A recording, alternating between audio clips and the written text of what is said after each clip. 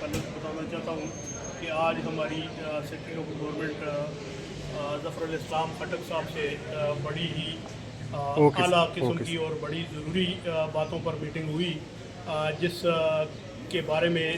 उनके ख़यालात से आपको आगाह करना ज़रूरी समझता हूँ कि मीटिंग में उन्होंने वाकई दिलचस्पी का मुज़ाहरा करते हुए बलदियाती इदारों के मुलाज़मीन और पेंशनर के दुख दर्द को समझने की कोशिश की, और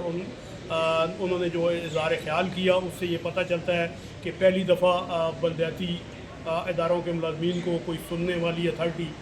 मिली है जो उनके दुख दर्द को समझने और उस पर अमल यकीनी बनाने की ताकत रखती है। तो मैं यहाँ सेक्रेटरी बलदियात ज़फ़रुल इस्लाम खटक साहब को खराज तहसीन भी पेश करता हूँ कि उन्होंने आज अपनी टीम, जिसमें डायरेक्टर रिफॉर्म्स आफाक साहब और कंसल्टेंट तायरा यास्मीन साहब भी मौके पर मौजूद थी, उनको उन्होंने ये कहा कि पहले फेज़ पर फौरी तौर पर पेंशन को जो है वो अकाउंट फंड से अदायगी का बंदोबस्त किया जाए, यकीनी बनाया जाए, और उसके बाद सेकंड फेज़ में हम इंशाअल्लाह अपने आला हुकाम को एतमाद में लेकर तनख्वाहों का मसला भी जो है सूबाई सतह पे उसके लिए भी कोई बावकार हल निकालेंगे,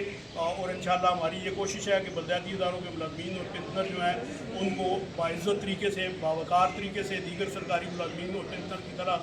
बर वक्त तनख्वाहों की ऑनलाइन अदायगी यकीनी बनाई जाए। इस सिलसिले में दस्तकारी स्कूल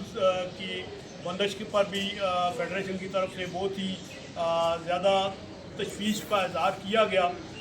जिस पर उन्होंने हमारी बात को बड़ी गौर से सुना और उन्होंने कहा कि वाकई आवाम की बच्चियाँ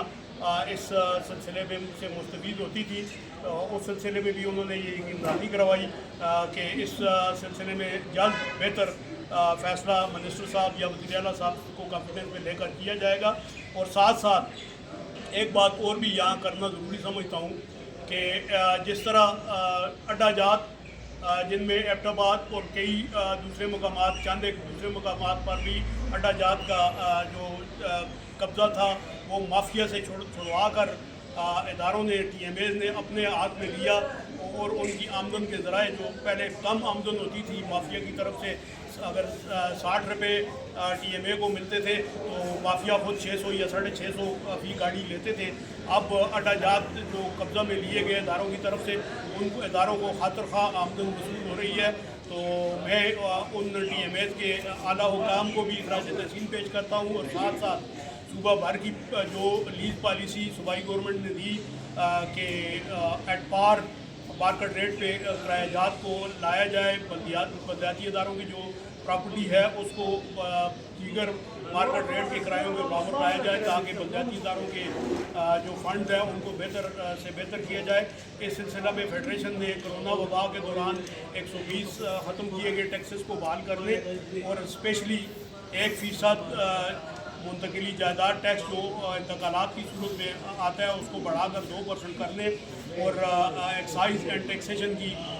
जो UAP टैक्स की रिकवरी है उसको रिकनसाइल करने पर भी जोर दिया, जिस पर सेक्रेटरी लोकल गवर्नमेंट ने मुस्बत